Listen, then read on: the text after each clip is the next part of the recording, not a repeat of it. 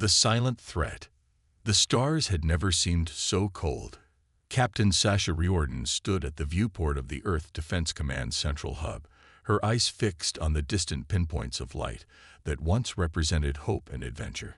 Now they only reminded her of the Meridian Alliance's advancing fleets, an enemy that had declared humanity's extinction as their singular purpose. "Captain, the Council is waiting." Lieutenant Kai Chen's voice pulled her from her thoughts.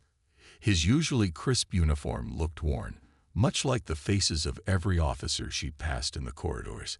"How many ships do we have left, Kai?" she asked, though she already knew the answer. 23 operational vessels, Captain.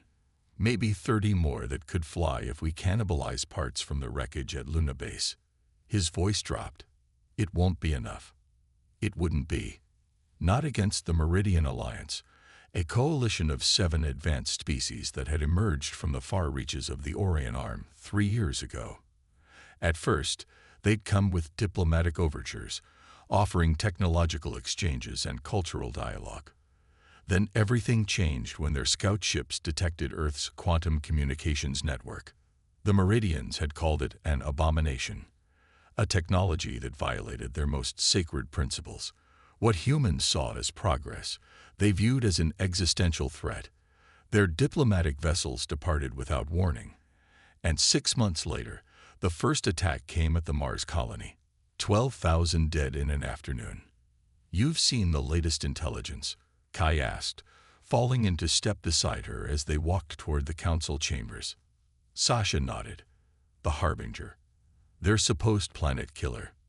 The intelligence was fragmented, gathered from desperate transmissions from outposts before they went dark, from damaged Alliance vessels captured in previous engagements. But the picture they painted was grim. The Harbinger wasn't just a warship. It was a statement of intent. 2 kilometers of advanced alloys and weapons technology, powered by something Earth scientists couldn't even classify. The Meridians had built it for one purpose: to end the human problem permanently. "They believe one ship is all they need," Sasha said as they reached the council doors. And they might be right.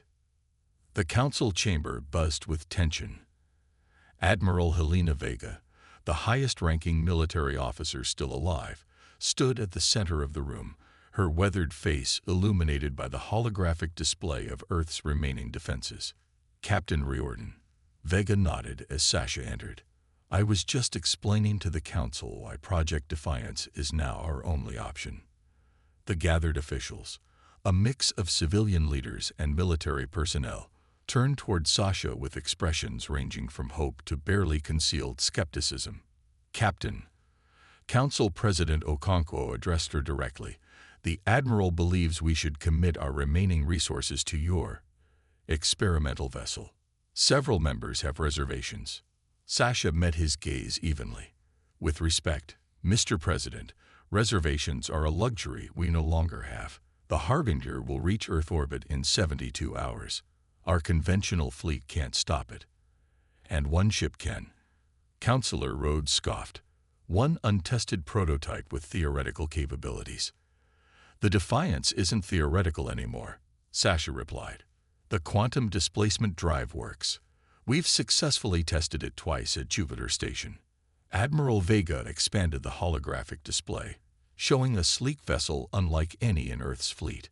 Where conventional ships were bulky with external weapons systems and propulsion arrays, the Defiance was streamlined, almost predatory in appearance. Its charcoal hull was designed to absorb rather than reflect, both energy and detection systems. "The Defiance represents everything we've learned about Meridian technology," Vega explained. "It's faster, more maneuverable, and incorporates countermeasures specifically designed to penetrate their defensive systems." "And Captain Riordan's plan?" President Okonkwo asked. Sasha stepped forward, zooming in on the display. "The Meridians believe they only need one ship to destroy Earth.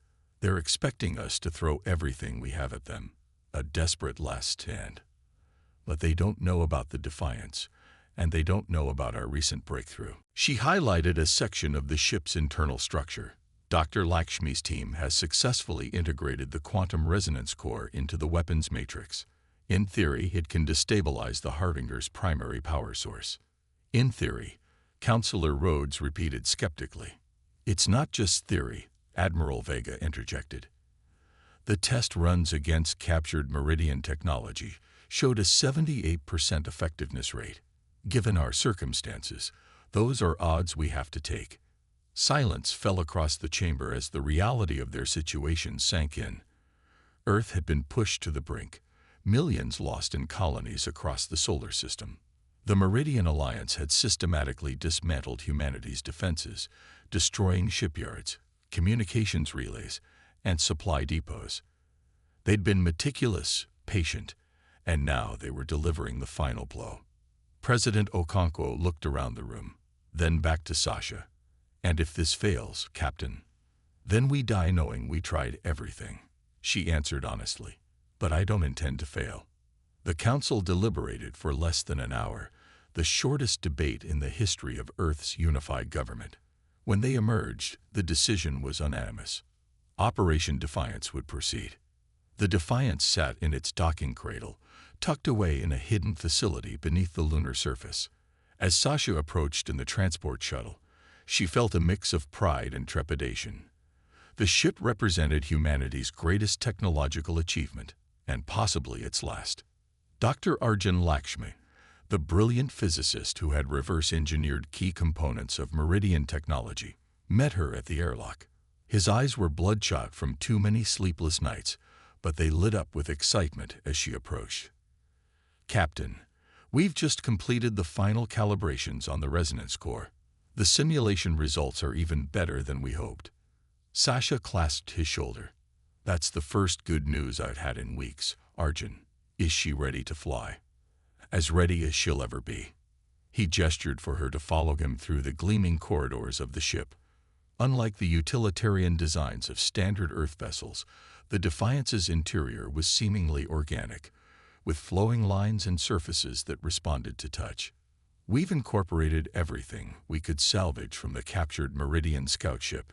Their material science alone is decades beyond ours. They reached the bridge, a spherical chamber where traditional control stations had been replaced by neural interface nodes. The crew of 12 specialists was already at their positions, each connected to the ship's systems through thought-responsive technology. Status report, Sasha ordered as she moved to the captain's position at the center of the sphere. Lieutenant Chen, who had been assigned as her tactical officer, responded immediately. All systems nominal, Captain. Quantum displacement drive is primed and stable. Weapons matrix shows green across all configurations. Stealth systems are operational. Sasha nodded, settling into her seat and feeling the neural interface activate at the base of her skull. A momentary chill followed by a rush of awareness as the ship's systems integrated with her consciousness. Dr. Lakshmi, are you certain the Meridians won't detect the quantum signature? She asked. The physicist's expression was grim. Their sensors are sophisticated, Captain, but they're looking for conventional propulsion and energy signatures. The displacement drive operates on principles they consider theoretically impossible according to their scientific paradigm. They won't be looking for it because they don't believe it exists. And that's our edge, Sasha concluded. She addressed the bridge crew, their faces reflecting a mix of determination and fear. I won't lie to you. This mission has a high probability of failure. But it's not just about success or failure anymore. It's about showing the Meridian Alliance that humanity doesn't yield, even at the end. She activated the ship-wide communication system. All hands, this is Captain Riordan. Prepare for departure. Our mission is clear. We intercept the Harbinger before it reaches Earth's defense perimeter, penetrate its shields, and deploy the quantum resonance destabilizer directly to its power core. If we succeed, we buy Earth time to rebuild. If we fail, she paused. Then we make such a statement that the Meridians will remember humanity for millennia to come. As the docking clamps released and the Defiance slipped silently away from its lunar berth, Sasha felt the weight of every human life resting on her shoulders. They had one ship against the most powerful vessel the galaxy had ever seen. But sometimes, One was all you needed. The journey to the intercept point took 18 hours, a fraction of the time it would have taken a conventional vessel. The quantum displacement drive didn't move through space in the traditional sense. Instead, it shifted the ship's position in tiny, rapid jumps, each one calculating and recalculating its position relative to local spacetime. When they emerged at the edge of the asteroid belt, the Harbinger was already visible on their advanced sensors, a massive vessel surrounded by a smaller escort fleet. 17 support ships, Lieutenant Chen reported. Standard Meridian configuration. The Harbinger is in the center, maintaining constant velocity toward Earth. Dr. Lakshmi studied the sensor readings with growing concern. Captain, I'm detecting unusual energy fluctuations from the Harbinger. They're preparing something big. Sasha accessed the data through her neural link, analyzing the patterns. They're charging their primary weapon already. They must be planning to fire as soon as they're in range. She turned to her communications officer. Any transmissions? Yes, Captain. They're broadcasting on all frequencies, in multiple human languages.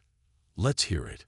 The voice that filled the bridge was smooth, almost melodic, but utterly devoid of emotion. People of Earth, I am Supreme Commander Taylor of the Meridian Alliance. Your resistance has been noted, your courage acknowledged. But your technology represents a fundamental violation of cosmic law. The quantum network you have built pierces the veil between dimensions in ways that threaten the stability of space itself. We do not destroy you out of hatred, but out of necessity. The message continued, but Sasha had heard enough. Typical Meridian arrogance, she muttered. They're so convinced of their righteousness that they don't even consider they might be wrong. What's the plan, Captain? Chen asked. Sasha studied the formation. Direct engagement was suicide. Even with their advanced technology, the Defiance couldn't hope to outgun 18 Meridian warships. They needed to get close to the Harbinger without being detected, deploy their weapon, and escape. We use the displacement drive to jump inside their formation, she decided. Their sensors will be focused outward, looking for threats approaching from Earth's direction. We position ourselves in the Harbinger's sensor shadow, using one of their own escort vessels to mask our approach. That's incredibly risky, Dr. Lakshmi cautioned. If we miscalculate even slightly, we could materialize inside another ship or be torn apart by competing gravitational fields. Do you have a better suggestion, Doctor? Sasha asked quietly. After a moment, he shook his head. No, Captain. It's actually our best chance. Lieutenant Chen, calculate a displacement trajectory that will position us here. Sasha marked a point just behind one of the larger escort vessels. We'll need precise coordinates and perfect timing. As the crew prepared for what might be their final jump, Sasha sent a brief, encrypted message back to Earth Defense Command. Harbinger sighted. Proceeding with Operation Defiance. If we fail, remember that we stood our ground against impossible odds. That's what humanity does. With the coordinates locked in and the quantum resonance destabilizer primed, Captain Sasha Riordan gave the order that would either save humanity or mark its final defiant act. Engage displacement drive. Take us into the heart of their fleet. The Defiance vanished from its position, reality itself seeming to fold around it. For a heartbeat, the ship existed everywhere and nowhere at once, and then it reappeared exactly where they had planned, silent as a ghost, directly in the shadow of the Meridian Alliance's mighty armada. The endgame had begun. The Guardian of Earth. The Defiance materialized amid the Meridian fleet like a phantom, its systems running in silent mode. On the bridge, the crew held their breath as sensor data streamed through their neural interfaces. They had arrived precisely where Captain Riordan had intended, in the electromagnetic shadow of a Meridian cruiser, invisible to the Harbinger's forward sensors. Status report, Sasha whispered, though there was no possibility of the Meridians hearing them through the vacuum of space. Displacement successful, Lieutenant Chen confirmed. All systems nominal. No indication they've detected us. Dr. Lakshmi was hunched over his station, monitoring the Harbinger's energy signature. Captain, their weapon system is at 60% charge. Based on their current power curve, we have approximately 22 minutes before they can fire on Earth. 22 minutes to save humanity. Sasha accessed the tactical display through her neural link, analyzing the Harbinger structure. The massive vessel was unlike anything humans had encountered before, not simply larger, but fundamentally different in design philosophy. Where human ships were built with distinct sections and systems, the Meridian flagship appeared almost grown rather than constructed, with organic-looking curves and no obvious delineation between its components. There, Dr. Lakshmi highlighted a section near the center of the ship. That's where the power core should be, based on our analysis of their smaller vessels. The resonance destabilizer needs to be deployed within 300 meters to be effective. That means we need to get much closer, Sasha observed, studying the swarm of smaller vessels that surrounded the Harbinger like an honor guard. And we'll only get one shot at this. She made her decision quickly. New plan. We'll use short-range displacement jumps to move between the escort ships, using each one as cover until we're close enough to the Harbinger. Chen, plot a series of micro-jumps that will keep us in sensor shadows the entire approach.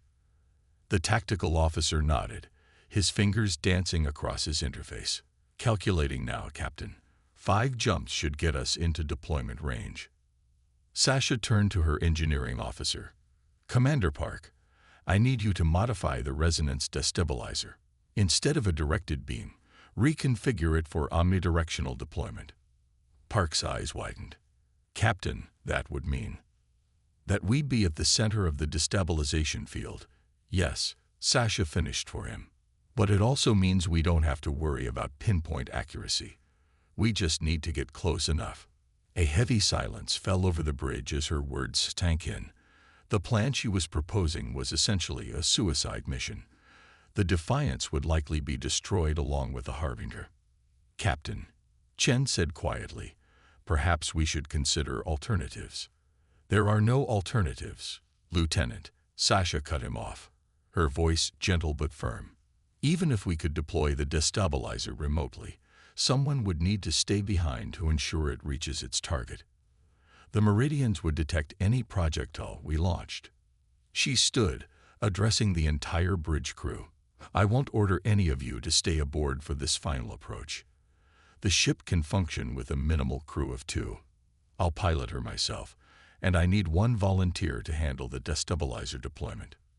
Without hesitation, Dr. Lakshmi stepped forward. I built it, Captain. I should be the one to see it through. Before Sasha could respond, Lieutenant Chen stood as well. With respect, Captain, none of us signed up for this mission expecting to return. We're staying. One by one, every officer on the bridge affirmed their commitment. Sasha felt a surge of pride that threatened to overwhelm her composure. This, she thought, was humanity at its finest, facing impossible odds with courage and unity. Very well, she said, her voice steady despite the emotion behind it. Begin the approach sequence. First jump in 30 seconds. The first jump brought them closer to the Harbinger, still shielded from detection by the bulk of a Meridian destroyer. The second and third jumps proceeded equally well, each bringing them deeper into the heart of the enemy fleet. By the fourth jump, they were less than 2 kilometers from their target. Final calculations for the last jump, Chen reported. This one's tricky, Captain. We'll be materializing very close to the Harbinger's hull. If their sensors are more sensitive than we've estimated, they'll detect us immediately, Sasha finished. Which means we need to be ready to deploy the destabilizer the moment we arrive. Dr. Lakshmi had been making final adjustments to the weapon. It's ready, Captain. Once activated, the quantum resonance will build for approximately 40 seconds before reaching critical mass. When it detonates, it should create a cascading failure in any quantum-based technology within its radius, which includes our displacement drive. Commander Park added grimly. Sasha nodded. So we won't be jumping out. Understood. She straightened in her chair, feeling the weight of the moment. Prepare for final jump. Weapons systems on standby. All non-essential power diverted to shields. The tension on the bridge was palpable as Chen counted down the seconds. Displacement in 3, 2, 1. Reality shifted around them one last time. And then the Defiance reappeared virtually alongside the Harbinger, less than 300 meters from its massive hull. For one precious second, it seemed they had achieved surprise. Then alarms blared across the bridge. "We've been detected," Chen shouted. "Multiple weapon systems targeting us." "Evasive maneuvers," Sasha ordered. "Get us closer to their power core." The Defiance surged forward, its advanced propulsion systems pushing it to its structural limits. On the tactical display, Sasha could see the Meridian escort ships reorienting, their weapons charging. Incoming fire from 3 vectors, Chen reported as the first energy beams lanced toward them. The Defiance shuddered as a glancing blow struck its aft shields. Commander Park was working frantically at her station, shields holding at 82%, but they're recalibrating their weapons to our frequency. "We won't survive sustained fire." "We don't need to survive long," Sasha reminded her. "Just long enough." She turned to Dr. Lakshmi. "Distance to optimal deployment point." 150 meters, Captain. "We need to get closer to ensure maximum effect." A second barrage hit them harder this time, causing several systems to fluctuate. Sasha felt the neural interface stutter, momentarily disconnecting her from the ship's awareness. "Shields at 65%, Park called out. "Hull integrity compromised in sections 3 and 4. Through the viewports, Sasha could see the Harbinger's surface approaching, a vast expanse of alien metal that seemed to pulse with inner light. They were almost there, but the Meridian response was intensifying by the second. "Captain." Chen's voice cut through the chaos. "New contact. The Harbinger is launching fighters." Sasha watched as dozens of smaller craft began pouring from launch bays along the massive ship's flanks. They had minutes, perhaps less, before they would be overwhelmed. That's when inspiration struck her. "Dr. Lakshmi, can you modify the destabilizer to emit a preliminary pulse? Something that would disrupt their systems temporarily without triggering the full cascade." The physicist's eyes lit up with understanding. Yes, a properly calibrated burst could create quantum interference in their command and control systems. It wouldn't last long, maybe 30 seconds. But it might be enough. Sasha finished. "Do it." As Dr. Lakshmi worked, the Defiance continued its desperate approach, weaving through increasingly accurate enemy fire. Another hit caused a power surge through the bridge systems, sending sparks flying from an auxiliary console. "Modification complete," Lakshmi announced. "Ready to deploy preliminary pulse on your command." "Do it now." A wave of invisible energy emanated from the Defiance, spreading outward in a perfect sphere. For a moment, nothing seemed to happen. Then the incoming fire abruptly ceased as the Meridian ship's targeting systems went haywire. "It worked," Chen exclaimed. "Their weapons are cycling through random targets. They can't lock onto us." "Full power to engines," Sasha ordered. "Get us to the deployment point while they're disoriented." The Defiance surged forward, closing the remaining distance to the Harbinger's power core. They were so close now that the massive ship filled their entire view, its surface details becoming clear, intricate patterns that seemed to shift and change as they watched. "We're in position," Chen reported. "Optimal deployment range achieved." Sasha turned to Dr. Lakshmi. "How long until the pulse effect wears off?" "Seconds, Captain. Their systems are already beginning to compensate." "Then we don't wait." Sasha's voice was calm, despite everything. "Deploy the quantum resonance destabilizer." Dr. Lakshmi hesitated for just a moment, his hand hovering over the activation control. "Captain, once initiated, we won't be able to stop it. The cascade will destroy everything within its radius, including us." Sasha met his gaze evenly. "I know, Doctor. Do it anyway." With a nod, Lakshmi activated the weapon. A low hum filled the bridge as the destabilizer began building its charge, quantum particles accelerating and multiplying within its core. 35 seconds to critical mass, Lakshmi announced. Around them, the Meridian ships were recovering from the pulse effect. New targeting locks appeared on their sensors, and the first renewed shots began to impact their failing shields. "Shields at 30%, Park reported grimly. "We won't last the full countdown." Sasha considered their options rapidly. They needed to ensure the destabilizer reached full power before they were destroyed. There was only one way to guarantee that. Chen, plot a collision course with the Harbinger's power core section. The lieutenant looked up in shock. "Captain, you heard me. If they destroy us before the destabilizer reaches critical mass, it won't work. But if we can penetrate their hull and detonate inside their ship." Understanding dawned on Chen's face. He nodded once and began entering the commands. 20 seconds to critical mass. Dr. Lakshmi counted down. The Defiance's engines flared to maximum power, driving the ship directly toward the Harbinger's hull. Enemy fire intensified around them, but they were too close now for the larger weapons to target them effectively. Only the smaller point defense systems and approaching fighters posed an immediate threat. 15 seconds. Another hit rocked the ship violently. "Hull breach on deck 3, Park shouted. "Atmosphere venting." 10 seconds. They were less than 50 meters from impact now. Sasha could see the details of the Harbinger's hull. Not metal as she had first thought, but some kind of crystalline composite that seemed to react to their approach, hardening and thickening before their eyes. 5 seconds. "Brace for impact," Sasha ordered, gripping her chair as the Defiance's reinforced prow slammed into the Harbinger's defensive hull. The impact was catastrophic. Sasha felt herself thrown forward against her restraints as alarms blared throughout the ship. Through the neural interface, she could sense systems failing across the Defiance, but one crucial fact registered above the chaos. They had penetrated the Harbinger's outer hull. Critical mass achieved. Dr. Lakshmi shouted over the din of buckling metal and failing systems. In that final moment, as the quantum resonance destabilizer reached its peak, Sasha Riordan felt an unexpected sense of peace. They had done it. They had reached their target. Whatever happened next, humanity had proven itself, not just technologically, but in spirit. One ship, against impossible odds, had changed everything. "For Earth," she whispered. The destabilizer detonated.